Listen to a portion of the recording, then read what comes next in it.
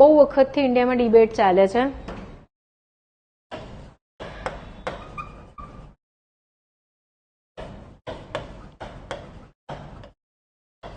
અત્યારે આપણા જીપીએસસીના એસ્પિરન્ટ્સ હોય કે યુપીએસસીના એસ્પિરન્ટ્સ હોય, સૌથી મોટો ઇસ્યુ બધાને એ આવે છે.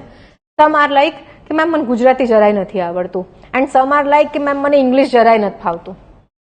તો સેન્ટર ઘણા વખતથી પ્રપોઝ, આ તો આપણી વાત કરી મેં, ઇન્ડિયાની અંદર એક બહુ મોટો લેંગ્વેજ ડિવાઇડ છે. If you go to the south Indian cities તમને કંઈ જ ખબર ના પડે. એન્ડ નોર્થમાં જશો તો since Gujarati and Hindi are very similar, આપણને ફાવતા હે, ચાલતા હે, ફાવતા હે. We can, I speak very good Hindi, આ તો મસ્તી કરું છું. We can understand, we can કન્વર્સ, we can communicate, you can even go and open a business in north India. The language is very friendly. પણ સાઉથ ઇન્ડિયામાં જો તો issue છે. So the same thing. Now the South Indian people, they study their own language and English.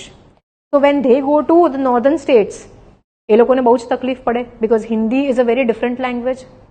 Also જે લિપિ છે, એટલે કે જે સ્ક્રિપ્ટ છે જેમાં લખવામાં આવે છે, બહુ અલગ છે. South Indian languages have emerged from Tamil. Tamil is like one of the oldest South Indian language. And North India માં સંસ્કૃત રૂટ લેંગ્વેજમાંથી બધી લેંગ્વેજીસ ડેવલપ થઈ છે. તો આ જે નોર્થ સાઉથ લેંગ્વેજ ડિવાઈડ થઈ જાય છે એને બ્રિજ કરવા માટે the centre has been proposing 3 language formula, જેની અંદર તમે ઇંગ્લિશ, હિન્દી અને થર્ડ તમારી લોકલ લેંગ્વેજ લઈ શકો, સો દેટ આ એક લેંગ્વેજ બેરિયર છે એ આપણે દૂર કરી શકીએ. બિકોઝ સી નાવ ઇમેજિન યુએનની અંદર there are certain accepted languages કે જેની અંદર તમે કન્વર્સ કરી શકો. ઇન્ડિયામાં આટલું મોટું પોપ્યુલેશન છે, લાઈક ચાઇનીઝ, મેન્ડરીન જે છે એ લોકોની language, that is an acceptable language. But ઇન્ડિયાની અંદર આપણે પોતે જ ડિસાઇડ નથી કરી શકતા કે કઈ લેંગ્વેજને આપણે ઇમ્પોર્ટન્સ આપવું જોઈએ. Lot of people say that Hindi હમારી રાષ્ટ્રભાષા है. Sorry to break it to you, Hindi हमारी राष्ट्रभाषा नहीं है. Schedule 8 of the Indian Constitution makes a list of 22 languages. So this Hindi is one of the scheduled languages. It is not a national language.